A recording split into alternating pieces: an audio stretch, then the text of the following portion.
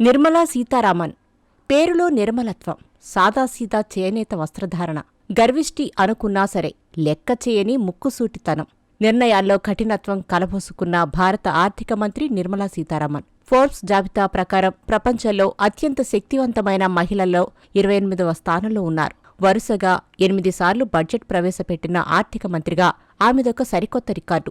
తెలుగింటి కోడలిగా చెప్పుకుంటూ ఆంధ్రప్రదేశ్ నుంచి రాజ్యసభకు పంపిన తెలుగు వాళ్ల కోసం ఆమె ప్రత్యేకంగా చేసిందేమీ లేదన్న చేదు నిజాన్ని దిగమింగుకుంటూనే తెలుగువాళ్లు ఆమె రికార్డులను ఆస్వాదిస్తున్నారు. ఆమె ఎదుగుదల, జీవన పయనంలో మైలురాళ్లు ఖచ్చితంగా ఆశ్చర్యం కలిగిస్తాయి. తమిళనాడు దక్షిణ రాజధానిగా చెప్పుకునే మధురై పక్కనే ఉన్న విల్లుపురంలో 1959లో ఒక అయ్యంగార్ల కుటుంబంలో పుట్టారు నిర్మల. విల్లుపురం, చెన్నై, తిరుచిరాపల్లిలో ఆమె స్కూలు, కాలేజ్ చదువు సాగింది. 1980లో తిరుచ్చిలో డిగ్రీ పూర్తి చేసుకున్నాక పేరు మోసిన ఢిల్లీ జవహర్ లాల్ యూనివర్సిటీకి వెళ్లటం ఆమె జీవితంలో ఒక కీలకమైన మలుపు. మెరిట్ స్టూడెంట్స్ మధ్య ఎకనామిక్లో ఎంఏతో పాటు ఎంఫిల్ కూడా పూర్తి చేసిన నిర్మలా సీతారామన్ అక్కడే పరకాల ప్రభాకర్తో ప్రేమలో పడ్డారు.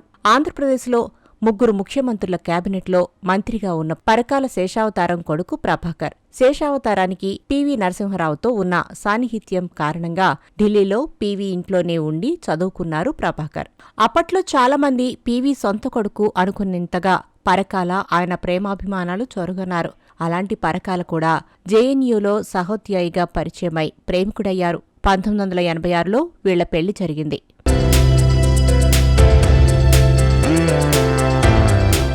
ఇద్దరూ పీహెచ్డీ చేయాలనుకున్నారు. ఇండో యూరోపియన్ ట్రేడ్లో పీహెచ్డీ కోసం నిర్మల ఎన్రోల్ చేసుకున్నారు. అదే సమయంలో ప్రభాకర్కు లండన్ స్కూల్ ఆఫ్ ఎకనామిక్స్లో స్కాలర్షిప్తో అడ్మిషన్ దొరికింది. దీంతో ఇద్దరూ లండన్ వెళ్లిపోయారు. తొలినాళ్లలో నిర్మల లండన్లో ఒక డిపార్ట్మెంట్ స్టోర్లో పనిచేయాల్సి వచ్చింది.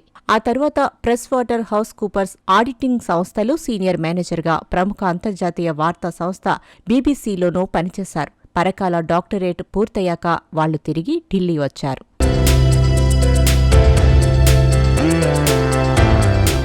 భారతదేశం వచ్చాక ఆమె జాతీయ మహిళా కమిషన్ సభ్యురాలిగా పనిచేశారు. పరకాల కొంతకాలం హైదరాబాద్లో టీవీ వ్యాఖ్యాతగా పనిచేశారు. ఆంధ్రప్రదేశ్ బీజేపీ అధికార ప్రతినిధిగా ఉన్న ఆ తరువాత ప్రజారాజ్యంలో చేరటం, బయటికి వచ్చి పబ్లిక్ పాలసీ కన్సల్టెంట్గా, కమ్యూనికేషన్స్ వ్యూహకర్తగా పనిచేయడం తెలిసిందే. ఈలోపు బీజేపీ పట్ల ఆకర్షితురాలైన నిర్మలకు జాతీయ కార్యవర్గంలో అవకాశం దక్కింది. 2010లో పార్టీ అధికార ప్రతినిధి బాధ్యతలు చేపట్టడమే కాదు, 2014లో కేంద్రంలో సహాయ మంత్రి అయ్యారు. మరోవైపు ప్రభాకర్ సమైక్యాంధ్ర ఉద్యమాల్లో క్రియాశీలకంగా పాల్గొన్నారు. విశాలాంధ్ర మహాసభకు వ్యవస్థాపక కార్యదర్శిగా ఆయన చురుకైన పాత్ర పోషించారు. 2014లో చంద్రబాబు ప్రభుత్వంలో పరకాల ప్రభాకర్ కేబినెట్ హోదాతో కమ్యూనికేషన్స్ అడ్వైజర్ బాధ్యతలు చేపట్టగా మెట్టినిళ్లైన ఆంధ్రప్రదేశ్ నుంచి నిర్మలా సీతారామన్ రాజ్యసభకు ఎన్నికయ్యారు. వీళ్ల ఒకే ఒక్క కూతురు వాంగ్మయి ఢిల్లీ యూనివర్సిటీలో ఎంఏ చదివి అమెరికాలో జర్నలిజం మాస్టర్స్ చదువుతున్నారు. మ్యాగజైన్, ఫోటో జర్నలిజంలో ఆసక్తి ఉన్న వాంగ్మయి ది హిందూ, మింట్ పత్రికల్లో పనిచేశారు. Technology, arts, life style features బాగా రాస్తారని వాంగ్మయి పరకాలకు మంచి పేరుంది. సింగపూర్ మేనేజ్మెంట్ స్కూల్లో ఎంబీఏ చదివిన ప్రతీక్ దోషితో నిరుడు జూన్లో వాంగ్మయికి పెళ్లైంది. బెంగళూరులో నిర్మలా సీతారామన్ అభిరుచికి తగ్గట్టే సింపుల్గా జరిగిన ఈ పెళ్లి కుటుంబ సభ్యులకు, అతి కొద్ది మంది మిత్రులకు మాత్రమే పరిమితమైంది. పెళ్లికొడుకు ప్రతీక్ దోషి గుజరాత్లో నరేంద్ర మోడీ సీఎంగా ఉన్నప్పటి నుంచి ఆయన ఆఫీసులో పనిచేసినవాడు కావటం, ఇప్పుడు కూడా ప్రధాని మోడీ కార్యాలయంలో జాయింట్ సెక్రటరీ కేడర్ అధికారిగా ఉండటం విశేషం. ప్రధానికి కళ్ళు, చెవులు ఆయనేనని మీడియా వర్గాలు కూడా చెప్పుకుంటాయి.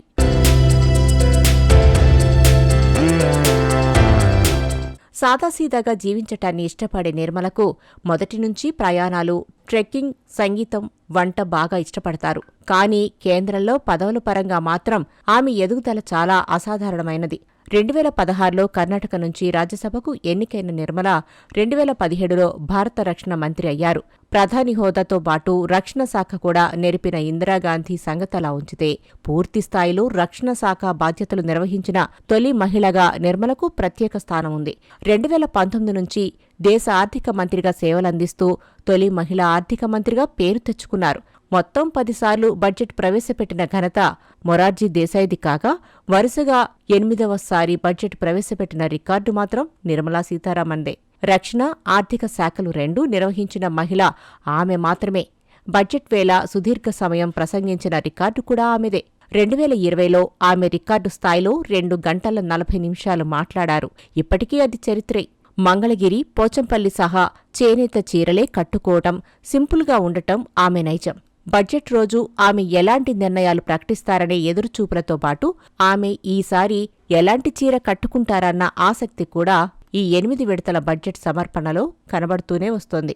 ఇంకో 2 బడ్జెట్లతో ఆమె మొత్తం 10 బడ్జెట్ల రికార్డు కూడా సమం చేస్తారేమో.